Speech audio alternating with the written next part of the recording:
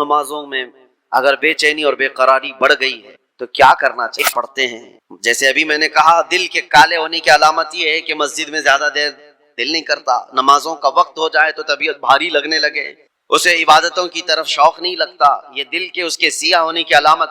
اسی طرح سے جب قرآن کی تلاوت ہوتی ہے نا تو پاک دل والے کی آنکھوں سے آنسو آ جاتے ہیں، صاف دل والا نمازوں میں ماہ ہو جاتا ہے، ڈوب جاتا ہے۔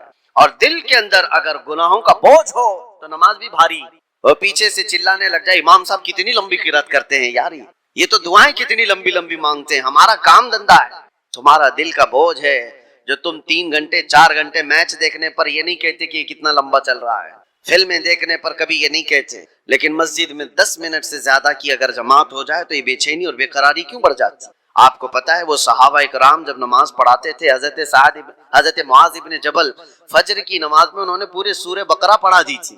سورہ بقرہ 2.5 پارے کی ہے، آپ 2.5 صفحہ نہیں سن پاؤ گے، 2.5 پارے تقریباً انہوں نے پورے فجر کی نماز میں پڑھا دی۔ وہ صحابہ نہ ہوتے تھے سننے میں۔ اب جس بات کے لیے میں یہ کہہ رہا ہوں، نمازوں میں اگر بے چینی اور بے قراری بڑھ گئی ہے تو کیا کرنا چاہیے؟ ایک صحابی آئے تھے حضور کی بارگاہ میں، یوں کہا یا رسول اللہ صلی اللہ علیہ وسلم، دوسرے لوگ سب جو آپ کے پیچھے نماز پڑھتے ہیں تو روتے ہیں، گڑ گڑاتے ہیں، اللہ کو یاد کرتے ہیں، مجھے رونا نہیں آتا، قرآن پڑھنے پر مجھے اشک نہیں آتے۔ حضور پاک صلی اللہ علیہ وسلم نے فرمایا تمہارا دل سخت ہو گیا، یہ فرمایا تمہارا دل سخت ہو گیا ہے، اس کو نرم کرو۔ کہا کیا کروں؟ کیا علاج میرے آقا نے بیان، وظیفے تو کرتے ہی رہتے ہیں۔ حضور پاک صلی اللہ تعالی علیہ وسلم فرماتے ہیں جاؤ کسی یتیم بچے کے سر پر ہاتھ پھیرو، اللہ دل نرم کر۔ ایک علاج یہ بھی میرے آقا نے فرمایا، یتیموں کے لیے دل میں اپنے احساس پیدا کرو، دل نرم ہو جائے گا۔ آج سچ بتاتا ہوں میرے عزیزوں، ڈھونڈو ہزاروں ایسے غربا اور مساکین جن کی آنکھوں کو پوچھنے والا کوئی نہیں، جن کی ٹھنڈی اور گرمیوں کے سلسلے میں کوئی دیکھنے والا نہیں۔ ان بچوں کے لیے اگر احساس بھی دل کے اندر ہو، ایک آنسو کا قطرہ بھی نکلے تو تمہارا دل نرم ہو جائے۔ آپ کو پتا ہے جب کبھی میں ان فلسطین کے بچوں کو دیکھتا ہوں، رمضان آئے عید آئے تو اپنے والدین کی قبروں پر جا کر بیٹھ جاتے ہیں، اور کوئی بچہ اپنے باپ کو پکار رہا ہوتا ہے کہ بابا مجھے سن رہے ہو، آج عید کا دن ہے، کوئی کپڑے پہنانے والا نہیں، تو یہ زمانے رسول یاد آتا ہے۔ یہ وہ یتیم ہے کہ اگر میرے آقا کے زمانے میں پکارے ہوتے تو میرے آقا کندھوں پر بٹھا لیتے۔ آج امت پر کچھ احساس نہیں ہوتا، ان کی چیخیں ان کی پکار کو سن کر کے سب ہم اپنے اپنے عیش میں مصروف رہتے ہیں۔ اپنے دل کے اندر احساس پیدا کرو، دل نرم ہو جائے گا۔ اور ہم تو جھڑکیاں دے کر کے لوگوں کے تلاشی میں لگ جاتے ہیں، اس کا تو دھندا ہے مانگنے کا، اس کا تو دھندا ہے کمانے کا، یہ غریب نہیں ہے، یہ ایسا ہے ویسا ہے، ساری پنچایت میں تو لگے رہتے ہیں۔ کیا کوئی یتیم ملتا ہی نہیں، کوئی مسکین ملتا ہی نہیں جس کے سر پر ہم ہاتھ رکھیں؟ میرے عزیزو آج کے دور میں بھی بہت ہے اس طرح کے کچھ غیرت مند لوگ وہ ہیں جو زندگی پر سوال نہیں کرتے۔ کل کی بات میں بتاؤں، کل ہی کی بات، میرے پاس ایک خاتون کا ایسا مسئلہ آیا جس کے 3 بچے معذور، ایک 14 سال کا، دوسرا 12 سال کا، تیسرا 9 سال کا، تینوں بستر پر، ہاتھ پاؤں مڑے ہوئے، سر جھکا ہوا، نہ بول سکتا ہے نہ ہاتھ اٹھا سکتا ہے، پیشاب پخانہ سب بستر پر، اور شوہر کا انتقال ہو چکا۔ 3 بچوں کو پالنے کے لیے وہ خاتون کہتی ہے میرے پاس 1 گھنٹے کی بھی فرصت نہیں ہوتی، اس کو کھلا کر فارغ ہو جاؤں تو اس کا ہوتا ہے، اس کو کھلا کر فارغ ہو جاؤں تو اس کا ہوتا ہے، اس کا پیشاب صاف کروں تو اس کا ہوتا ہے، اس کا پیشاب صاف کروں تو اس کا ہوتا ہے، میں نہ جاب کر سکتی ہوں نہ کمانے کے لیے جا سکتی ہوں، مجھے یہ بتائیں کہ یہ 3 بچوں کو جس طرح سے پالنا ہے۔ اور اخیر میں اس خاتون نے جو بات کہی میرے دل پر لگی، میں نے کہا گھبراہٹ اور بے چینی میں کفر تو نہیں کرتی کہ میرے گھر میں ایسا کیوں ہو گیا؟ کہتی ہے نہیں مولانا، کبھی آج تک میرے دل میں خیال بھی نہیں آیا، میں تو شکر کرتی ہوں کہ اللہ تبارک و تعالیٰ نہ ہونے سے کچھ دیا تو ہے، اور مجھے اسی خدمت کے لیے دنیا میں پیدا کیا گیا ہوگا، میں یہ سوچتی ہوں، اور آج ان بچوں کا چلنا پھرنا میں نہیں دیکھ سکتی، آخرت میں اللہ اس کا اجر تو دے گا۔ کہا یہ صالحین لوگ ہیں، ان لوگوں کی مدد کوئی کرنے کو آگے اسی لیے نہیں بڑھتا کہ وہ غیرت مند لوگ ہیں، کسی سے پوچھتے نہیں ہیں، مانگتے نہیں ہیں، لیکن آس پڑوس میں لوگوں کو احساس تو ہوتا ہے کہ ایسے گھر موجود ہیں کہ ان تک ہم کیوں نہیں پہنچتے۔ یہ دلوں کی سختیاں ہیں میرے عزیزوں، دل جب سخت ہو جاتا ہے تو اسے آس پاس کا کچھ نظر نہیں آتا۔ آپ ڈھونڈو، یہ شعبان المعظم کا مہینہ ہے، کثرت سے عبادات کی طرف بڑھانے والا مہینہ ہے، رمضان کے انتظار والا مہینہ ہے، اور اس میں جو بیج بو گے توبہ استغفار کے، وہ رمضان میں اس کے پھل دیکھنے کو ملیں گے۔ ابھی سے اس کی تیاریاں کرو کہ دل پاک ہو جائے، دل نرم ہو جائے، ذکر الہی سے اپنے ہر رات کو سجاؤ، ہر رات کو. اور جس کا دل بیمار ہوا، قرآن تو یہ کہتا ہے ثم قست قلوبهم من بعد ذلك فهي كالحجارة او اشد قسوة، کہ بنی اسرائیل کے بارے میں قرآن میں اللہ فرماتا ہے ان کے دل اتنے سخت ہو گئے جیسے پتھروں کی طرح. پتھروں کی طرح. انسانوں کے دل کبھی کبھار پتھر سے زیادہ سخت ہوتے ہیں. وَإِنَّ مِنَ الْحِجَارَةِ لَمَا يَتَفَجَّرُ مِنْهُ الْأَنْهَارُ وَإِنَّ مِنْهَا لَمَا يَشَّقَّقُ فَيَخْرُجُ مِنْهُ الْمَاءُ وَإِنَّ مِنْهَا لَمَا يَهْبِطُ مِنْ خَشْيَةِ اللَّهِ.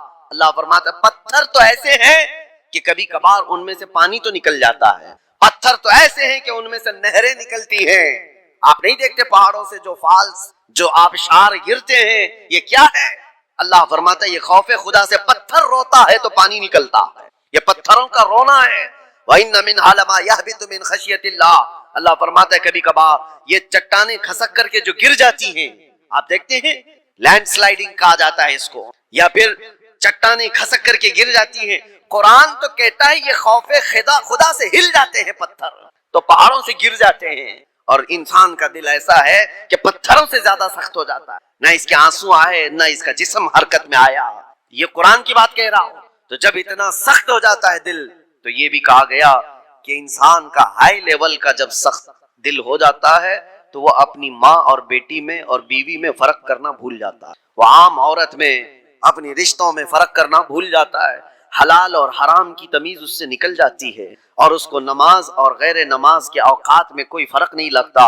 یہاں تک کہ بڑھتے بڑھتے اسلام اور کفر کے بیچ کی دیوار کو بھی وہ ختم کر جاتا. دل کی سختی آدمی کو، وہ دلوں کی سختیاں ہی تو تھی جو مکہ والے اپنی پیدا ہوئی بچیوں کا گلا مروڑ کر زندہ دفن کرتے. وہ دلوں کی سختیاں ہی تو تھی کہ وہ اپنی ماں اور بہنوں کو بازاروں میں لا کر کے بیچ دیتے. وہ دلوں کی سختیاں ہی تو تھی کہ قافلے کے قافلے لوٹ کر کے ان کو مار دیا کرتے تھے. دل جب سخت ہوتا ہے تو آدمی یہ تمام گناہوں کی طرف جاتا ہے. جتنے بھی کرائم بڑھتے ہیں، میں نے دیکھا ہے کچھ لوگ کرمنل وہ اس طرح سے سامنے والے کو قتل کر دیتے، مرڈر کر دیتے. یہ دلوں کی سختیاں ہیں، اور دل نرم ہو تو چونٹی کو بھی ہاتھ لگانے سے ڈرتے رہتے. قرآن کہتا ہے کہ ڈرو اس آگ سے جس کا ایندھن انسانوں کو اور پتھروں کو بنایا جائے گا. جب جب انسان اس میں ڈالے جائیں گے آگ اتنی تیزی سے بھڑکتی چلی جائے گی. میرے عزیزو، دوزخ کے صفات میں جو بیان ہوا ہے، ایک بار نبی اقدس صلی اللہ تعالی علیہ وسلم تشریف فرما، ایک بہت بڑی دھماکے کی آواز آئی. صحابہ سے حضور نے پوچھا کیا تم نے یہ آواز محسوس کی، کیا ہے؟ صحابہ نے عرض کیا اللہ اس کے رسول بہتر جانتے ہیں.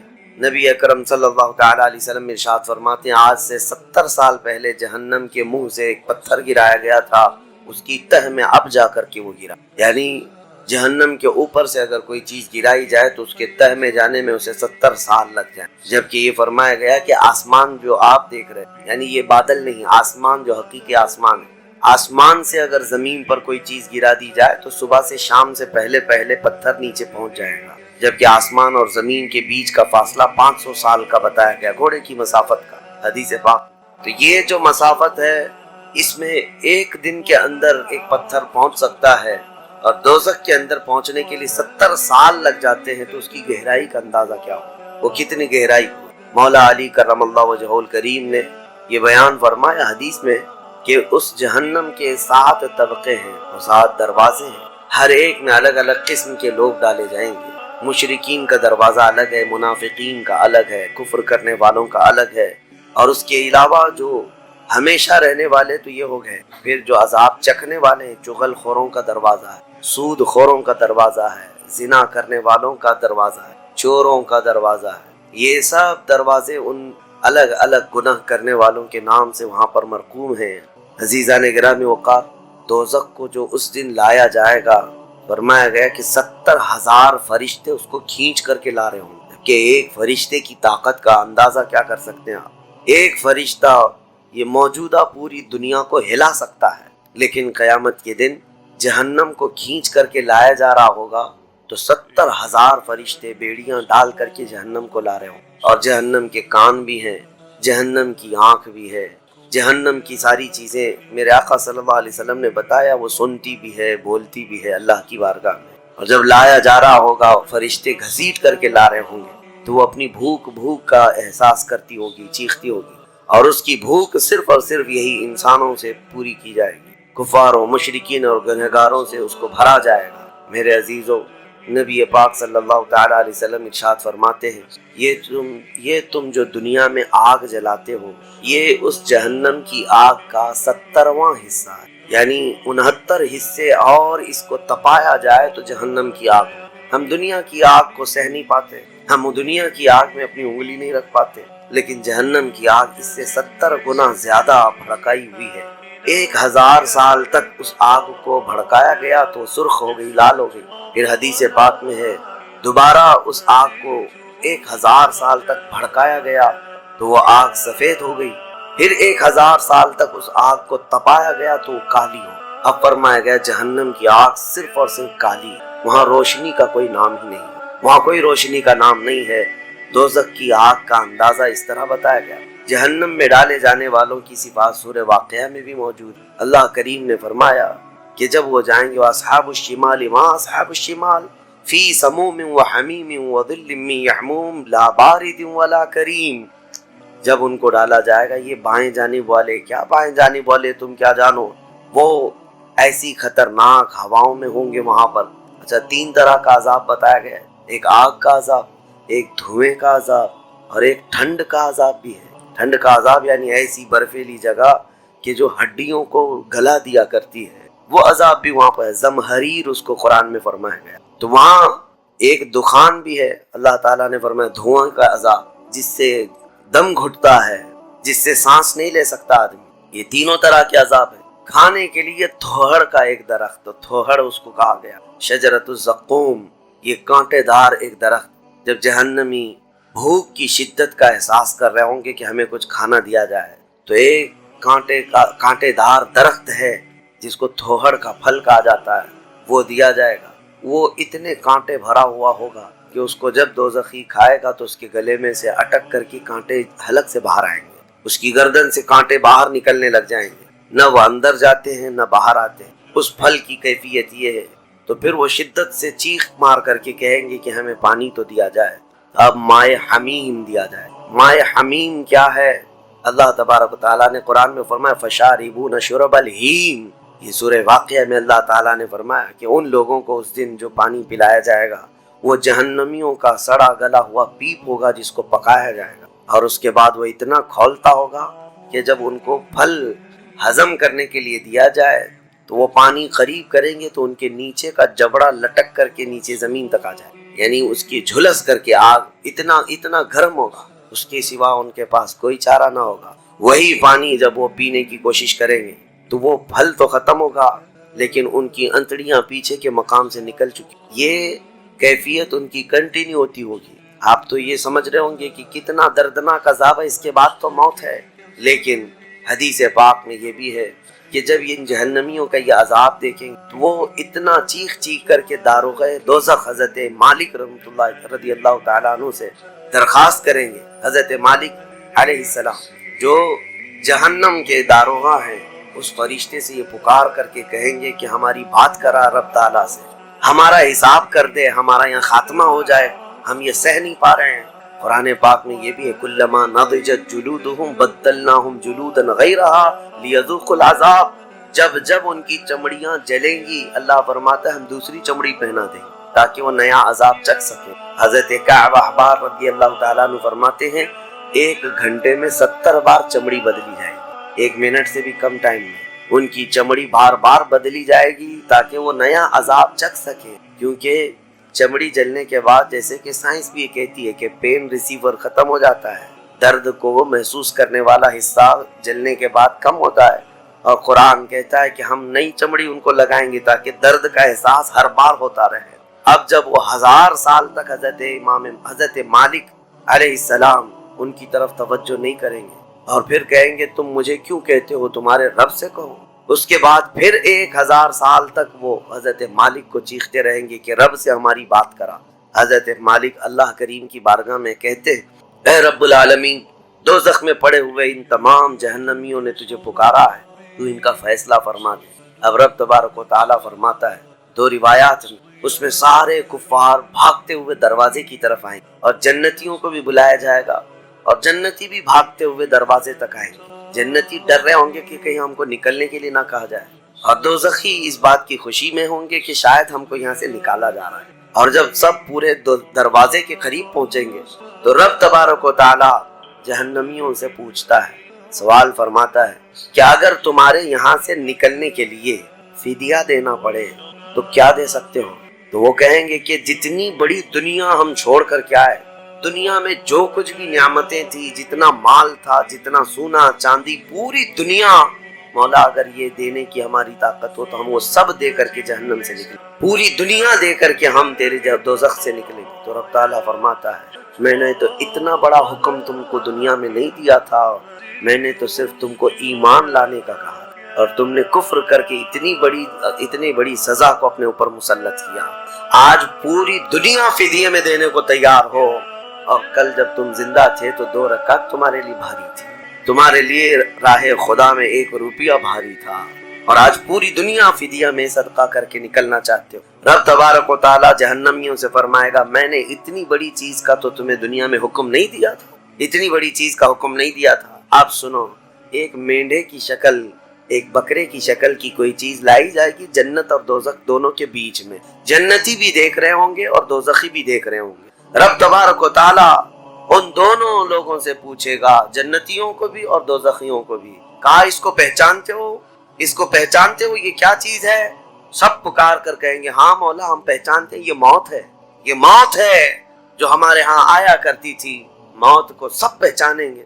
تب رب تعالیٰ فرشتوں کو حکم فرمائے گا موت کو اب ذبح کر، موت کو سب کے سامنے ذبح کر دیا جائے گا ایک مینڈے کی شکل کی چیز لا کر کے، اور رب تعالیٰ اس وقت فرمائے گا اب نہ جنتیوں پر موت آئے گی نہ دوزخیوں پر موت ہے ہی نہیں، تو اب جس کو جو سہنا ہے وہ سہنا ہوگا۔ تم 10 بار جلائے جاؤ گے تو بھی مرنا نہیں ہے، تم 10 بار کاٹے جاؤ تو بھی مرنا نہیں ہے۔ اب رب تعالیٰ قرآن میں فرماتا فی ناری جہنم و فیہا خالد، دوزخ کے عذاب میں، دوزخ کی آگ میں ہمیشہ ہمیش کے لیے چلے جاؤ۔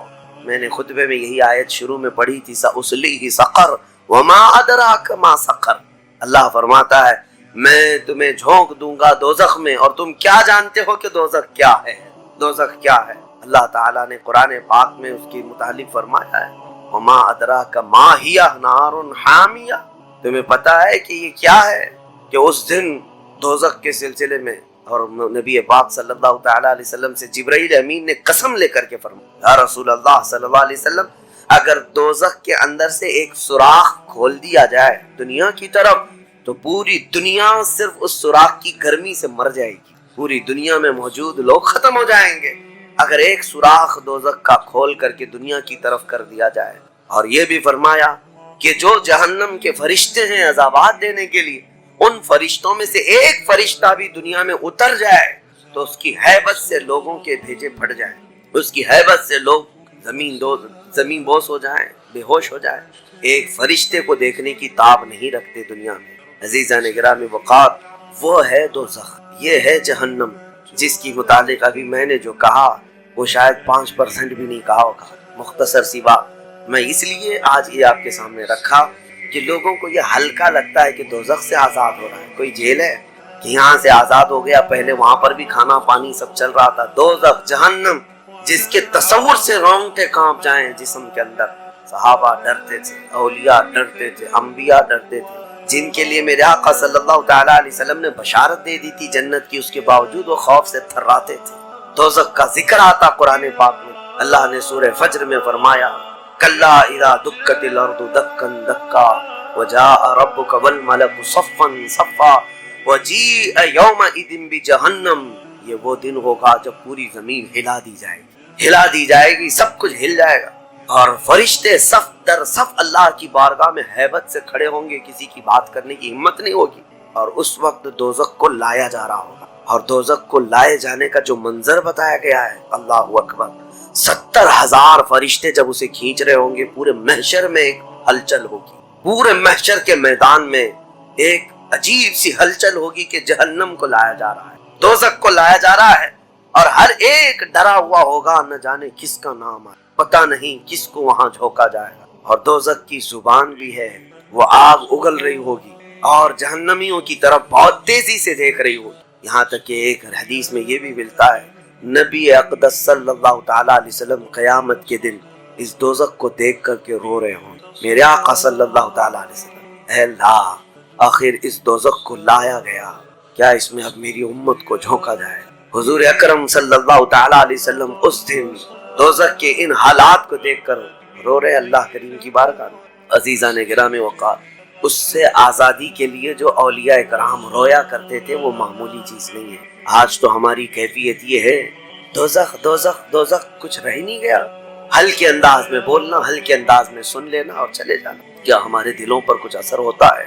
کیا ہماری آنکھیں بھیگتی ہیں اس نعرے دوزخ سے جس کا صرف اور صرف تذکرہ سن کر کے ہمارے اندر ایمان ہو تو تڑپ جانا چاہیے کہ اللہ میں تیری دوزخ کے عذاب کو سہنے کے قابل نہیں۔ آج موم بتی میں میری انگلی جل جائے تو میں برداشت نہیں کر پاتا، تو پھر اس دوزخ کا کیا حال ہوگا جس کے متعلق حضور صلی اللہ علیہ وسلم فرماتے ہیں دنیا کے جتنے بڑے اونٹ ہوتے ہیں اتنا بڑا تو دوزخ کا ایک بچھو ہوگا، ایک بچھو ہوگا، اونٹوں کے برابر کے بچھو ہوں گے۔ اور سانپوں کا ڈنک ایسا ہے کہ وہ سانپ کا ڈنک کسی پہاڑ پر بھی یہاں کی وہ مار دے سانپ دوزخ کا تو پہاڑ کے اندر ٹکڑے ٹکڑے ہو جائیں، پاش پاش ہو جائے۔